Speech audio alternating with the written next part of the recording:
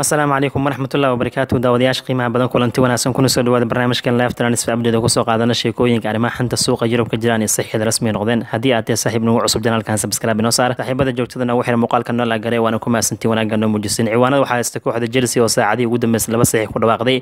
Andre Santos wiilka dhalinyarada Brazilianka khadka dhexe ka ciyaara mar hore dabcan London ku sugnaay tijaabo caafimaad oo marmaarin sanadka cusub ee kooxda Blues soo bandhigeen sidoo kalena kooxiisa faaska degaama hore u safasaxeen kadib markii lagu wareejiyay lacag gaaraysa 12.5 milyan oo euro laakiin ugu dambeyntii waxay gaari doontaa ilaa 20 milyan oo euro Santos wuxuu qalin ku duugay heshiis gaaray 5 sano sidoo kale tan Chelsea hore shaaca kaga qaaday wiilkan inuu dabcan kooxda kuwaad qayb ka ahaan doona amaana lagu fasaxayo waana dabcan mid kamid ciyaartooyda khadka dhexe kuwada koonfur America ugu mustaqbalka fiican oo ay Blues gacanta ku soo dhigeen sidoo kale Chelsea waxay gacanta ku soo dhigeen saaxiibada qiimaha ciyaaraanka difaaca ka ciyaaray Francisca lagu magacaabo Bernard Bodosh wuxuuna qiimo ahaan ugu fadhiyaa 38 milyan oo euro lacag kale gadaal ka bixin doona ilaa 40 milyan oo euro ay lacagtan sare u dhaafaysaa qalinkan wuxuu ku duugay heshiis gaaray June 2029 ciyaaraankan teedo wanaagsan daafaca ka ciyaaray kooxda Chelsea hore wuxuu la gaaray heshiiska shakhsiga sidoo kale tan Monaco haatan way soo fasaxeen waxaa lagu wadaa maalinta Isniinta in tijaabada caafimaad uu maray kadibna Blues ay soo bandhigtay darteed marka Bernard Bodosh waxaa lana ku soo dhawaa garoonka Bridge iyo kooxda Blues sidoo kale ciwaanada kala soo qaadan karna qaybka ninkii Romelu Lukaku wuxuu leeyahay waxaan doonayaa inaan sii joogo kooxda Inter Milan mustaqbalkayga waa Inter Milan oo ka dhawaajay waxaan jeclahay halkan sidoo kale wuxuu leeyahay Inter waa koox dabcan wax walba aan ku haysto waxaan rajeynayaa ayuu ka dhawaajay xal in gaari doono sidoo kale kooxda Chelsea ay fasaxi doonto sidoo kale wuxuu waxaan ogaay markuu isa fasaxay Todd Boehly in dabcan uu aad iyo aad saaxiibada qiimo badan wuxuu leeyahay uu ogolaay halkii aan doonana ka ciyaaro saadartay wuxuu leeyahay marka Lukaku waxaan jeclaan lahaa Internet sii joogo maadaama heshiiskiisa amaah uu yahay loo dheereeyo waqtiga kadibna ugu dambeyntii toos ay u iibsadaan sidoo kale ciwaanada kala soo qaadan karna qaybka ee kooxda Milan ayaa goolayaasha soo heshay maadaama ka warqabna goolayaheeda magana muddo dheer oo ka maqnaan doona saadartu waxay gacanta ku soo dhigeen goolayaha dabcan Mexicaanka lagu magacaabo Davis Vasquez oo ciyaara kooxda lagu magacaabo Guarani oo dhankaasi dabcan gudaha Paraguay ka dhisan Milan dabcan goolayaha wuxuu noqon doonaa mid xalin doona goosha waa sida haatan Sky Sport Italia ee daabacaysa Fabrizio Romano asigana xaqiijinayo inkastoo Milan wali ay doonayso goolayaha lagu magacaabo Marco Sportiello haddana waxaa leeyahay dabcan way ku adkaanaysaa qaadashada sadartay marka Vasquez ayay kooxda Milan isku xalin doontaa oo Colombian dhankaasi Paraguay ka ciyaaro waxaan kala soo qaadan karnaa sheekooyinka transferka qaybka ee saaxiibada qiimaha badan Martin Odegaard marnaba Real Madrid kuma laabanayo sidoo kale tan ma haystaan option ku aadan ninkan dib inay u iibsadaan waxaan ka warqabnaa wiilkan dabcan Real Madrid iska lahayd laakiin Janis siin wayn ugu dambeyntii agaasimaha Arsenal Edu wuxuu ka shaqeeyay gacanta inay ku soo dhigaan xagaagii 2021 sidoo kale tan waxaan ka warqabnaa kooxda Real Madrid in lagu wareejiyay lacag gaaraysa 40 milyan oo euro saadartay saaxiibada qiimaha badan haatan waxaa jirta maalmihii ugu dambeeyay shabakadaha Isbaanishka ee daabacayeen wiilkan soo laba kaclay bandhigiis aanan caadi ahayn in Real ay doonayso inay dib u ceshto si uu boos bedel ugu noqdo Modric ama Toni Kroos laakiin haatan Romano wuxuu leeyahay ma jirto wax qaab ugu laaban kara ninkan kooxdiisa hore ee dabcan Real Madrid bayba close ma jira lacag dabcan dulta Real ay ku ceshan karaan Arsenal ku raaxaysana Arsenal oo jecel yahay Gunners kana ma fasaxayso ninkan Premier League wacdar ka dhigay dhinaca kale ninkii Alexander asigana waxaa fasaxaysa Juventus qandaraaskiisa xoogay dhamaadka xilciyaareedkan sidoo kale tan wax heshiis wada gaar ma jirto ciyaaraankan Brazilianka World Cup kala qayb qaatay xulka Brazil Juventus ku soo laabtay qandaraaskiisa dabcan wuxuu dhamaanay xilciyaareedkan markuu soo ildaado waa daafic hore kooxda Porto garabka midig ka ciyaaro Chelsea kooxa kala duwan dabcan qalqaala gaar ugu jiraan waxaan kala soo qaadan karnaa sheekooyinka transferka qaybka ee saaxiibada qiimaha badan oo dabcan la hadalhayo kooxda Liverpool ayaa la sheegay marka inuu dhaqaaq soo qaadashada ciyaaraanka lagu magacaabo Moses Casido lacag kasta ku bixin doona maadaama qadka dhac uu ka ciyaar nambarka 6 uu qabto xulka Paraguay in naadiga Brighton si Liverpool ay ku daabacayso Klopp iyo kooxiisu waxay aaminsan haddii ay baxshaan 50 milyan oo bond inay qaadan karaan Janaayo inkastoo Brighton hore u dhahay ciyaaraanka waxaan ku doonaa lacag gaaraysa 80 milyan oo bond laakiin majalada Liverpool ay waxay daabacaysaa naadiga Brighton pressure badan la soo saari doona haddii Casido uu heshiiska shakhsi la gaar Liverpool culays xooggan ay ku noqon doontaa kooxdan sida ku cilmi Starkan teedo wanaagsan oo doonaya qadka dhex Liverpool inuu qabto waxa kale sheekooyin kale transferka soo qaadan karna qaybka ee kooxda Aston Villa qorsheynaysa inay iska fasaxdo Emiliano Martinez oo World Cup kula guuleystay xulka Argentina laakiin hab dhaqankiisa aan wanaagsanayn sidoo kale waxaa la ogyahay dagaalkii uu la galay dabcan ninka lagu magacaabo Kylian Mbappe iyo dabaaldegyada foosha ninkan uu sameeyay saadarteed haatan shabakada Mirror waxay daabacaysaa in Villa iyo baadigoob ugu jiraan qaadasha ninka lagu magacaabo Jordan Pickford oo Everton iyo soo kale xulka Ingiriiska goosh u qabto ciyaaraanka teed wanaagsan lagu magacaabo Martinez waxa qalqaalo xoogan ugu jirta Bayern waxaana macquul bisha Janaayo inuu buux goolaayay hore kooxda Arsenal ninka lagu magacaabo Pickford wuxuu ka diiday qandaraas koodhin kooxda Everton contractii ku joogo garoon Goodison Park wuxuu ku egyahay June 2024 dhinaca kale waxaan soo qaadan karnaa sheekooyinka transferka qaybka ee saaxiibada qiimaha badan kooxda kubadda cagta Olympic Lyon heshiis waxay la gaareen Dejan Lovren kaasoo isaga soo tagay naadiga Zenit Pittsburgh waa daafici hore ee kooxda Liverpool ciyaaraankan way aragana saaxiibada qiimaha badan waxa le wuxuu diyaar u yahay dib inuu ugu laabto dhankaasi dabcan kooxda Olympic Lyon ee ka tirsanaa intii u dhaxaysay 2010 ilaa 2013 kadibna wuxuu ka soo aaday Southampton waxa uu siigtay Liverpool inuu ku biiray ugu dambeyntiina sanadii la soo dhaafay wuxuu ka tirsanaa dhankaas sanad Pittsburgh horyaalka Russia ayuu jooga sida haatan Lequiba ee daawacaysan bishan Janaayo gudaheeda ayaa Lyon ee gacanta ku soo dhigaysa Dejan Lovren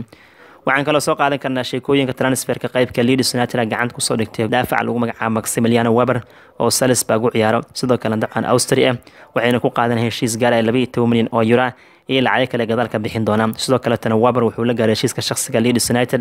waxaana si gaar ah wuxuu macalinka lagu magacaabo Jesse Marsh oo hore kooxda Salzburg ula shaqeyn jiray waxaan kala soo qaadan karnaa sheekooyinka transferka qaybka ninka lagu magacaabo Martin Dubravka waxaa dib ugu yeelatay kooxda Newcastle maadaama uu amaah kula joogo naadiga Manchester United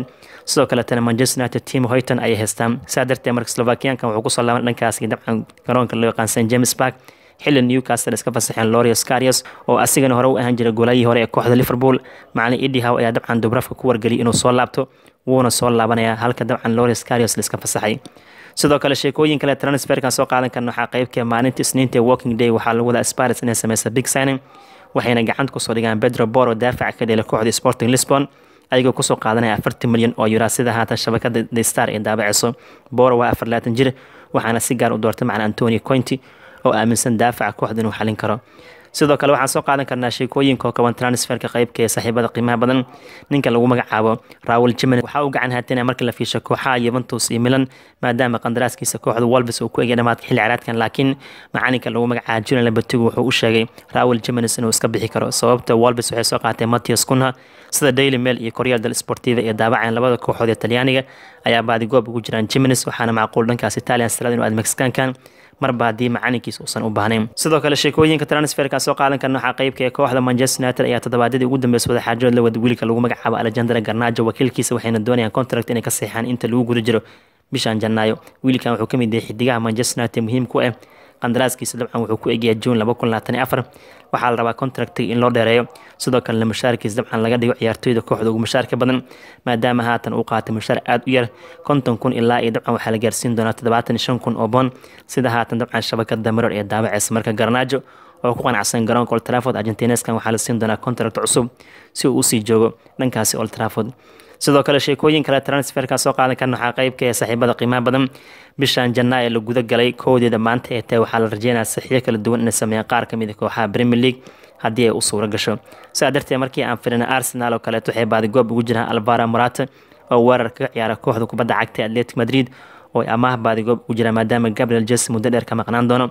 sidoo kale Gunners waxay baadi goob ugu jiraan ciyaaraanka lagu magacaabo Mikhail Mudryk oo garbaha ka duulo ka tirsan kooxda Shakhtar Donetsk oo looga diiday 60 milyan oo bond laakiin dalabka sare u qaadi doona Joao Felix xitaa Atletico Madrid u ciyaar liiska ugu jira sidii ku soo qaadan lahaa qaab amaah ah dhinaca markii aan firna Chelsea waaba qarabteenba kali waxaa la sugaa big signing inay sameeyaan tusaale ahaan oo kale inay gacanta ku soo dhigaan Enzo Fernandez oo ay ka soo qaadanaya kooxda Benfica waxayna hore u soo qaateen ninka lagu magacaabo David Datra Fofana Christopher Nkunku Bernat Bodashlia iyo Andre Santos xitaa waxaa la Chelsea waxaa liiska ugu jira ninka lagu magacaabo Rico Crostop oo Roma iska fasaxayso si uu dabcan u galo booska uu baneenayo Reece James oo dhaawac muddo bil ka maqnaan doono dhanka markii aan firino kooxda Liverpool naadigan waxaa leeyahay saaxiibada qiimo badan kala hogaamiye big signing sameeyay waxayna gacanta ku soo dhigan sidaan ka warqabno Cody Gakpo waxaa leeyahay Klopp iyo kooxdiisa haatan qadaxay baadi goob ugu jiraan Sofiane Amrabat oo u ciyaara dabcan kooxda Fiorentina World Cup wacdara ka dhiga Moroccan ay qalqaalo xooggan ugu jiraan sidoo kale George Bellingham Moses Casillas waxay ka shaqeynayaan Janaayo ama xagaaga nagu soo fulay gacantina ku dhigan dhinaca Man City markii la fiiriyay Guardiola kooxiisa waxay qalqaalo xooggan ugu jirtaa Rafael Leo waxaana leeyahay kooxda Man City waxay eegaysaa wada xaajoodka u socda ciyaaraankan iyo kooxdiisa Milan haddii ay kala tagayaan qandaraaska 18 bilood ka harsan waxay diyaar u yihiin kooxda Man City in Rafael Leo gacanta ku soo dhigaan dhinaca kale Manchester United oo weerarayaan u baahan si lama filaan markan waxay u doonteen ciyaaraanka lagu magacaabo Mehdi Trimi oo weerar kaga ciyaara Porto iyo xulka Iran waa 30 jir laakiin wax dara dhigay sababtoo top 5 leagues markii la fiisho horyaalada ayaanu ka ciyaaraa gaar horyaalka Portugal aan u suura gashay labada xilli ciyaareed ugu dambeysay 67 gool shabaq inuu gaarsiiyo sadartii waxa ninkan oo qandaraaskiisa ka harsan hal sano iyo bar Ma United qalqaalo xooggan ugu jirta Janaayo waxay u baahan Manchester United weeraryahan Tremaine waxa la xukumid ciyaartooyda United ee baad goob ugu jiraan dhinaca kale Newcastle oo kale waxa la James Maddison qalqaalo xooggan ugu jiraan kooxdan waxay rabtaa top 4 inay adkaystaan soo baxaan Champions League sadartii Maddison asigan Leicester ma sii joogi doono halka Spurs markii aan fiirin waxa la Antonio Conte qadax u baahan maadaama uu ka dhaacmay ciyaaraankiistayda wanaagsan Bentancur oo laga yaabo muddo dheer garoomada inuu ka maqnaado hadda wuxuu doontay Alex McAllister oo Brighton qadka dhexe kaga ciyaara waa dabcan mashallah raacasho badan kooxintan ciyaaraankan taageero ah wuxuuna heegan galiyay agaasimo Fabio Baratici in kooxdiisa loo keeno saadartay marka kooxahan waxa la EPL qaarkood bishan Janaayo waxa macquul ah saxiidaas kala duwan inay sameeyaan haddii aan sii wadno sheekooyinka transferka arrimaha suuqa xanta ka jiraan waxaa qayb ka ah saaxiibada qiimo badan oo soo qaadan karnaa kooxda kubadda cagta Chelsea aan ku laabanayna shabakada Give Me Sport waxay leedahay Blues kama quusanayso qaadashada Josip Juranovic oo dabcan daafaca garabka midig kaga ciyaara Celtic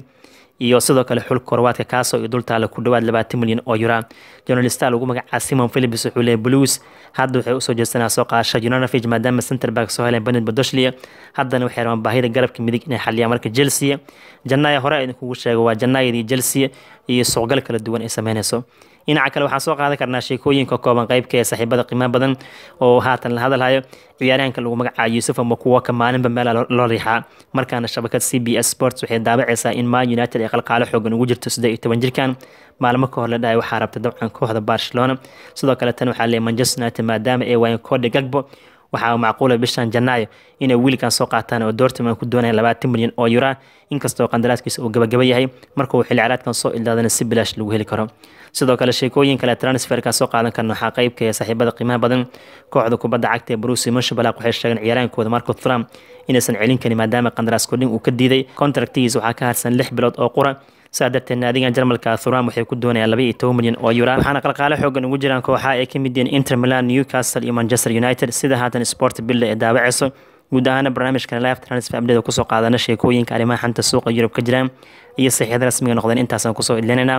fadlan daawad haddii aad tahay saaxiib nagu cusub janaalkan subscribe inoo saar oo ku mahadsantiin daawashadiina asalaamu calaykum waraxmatullaahi wabarakaatu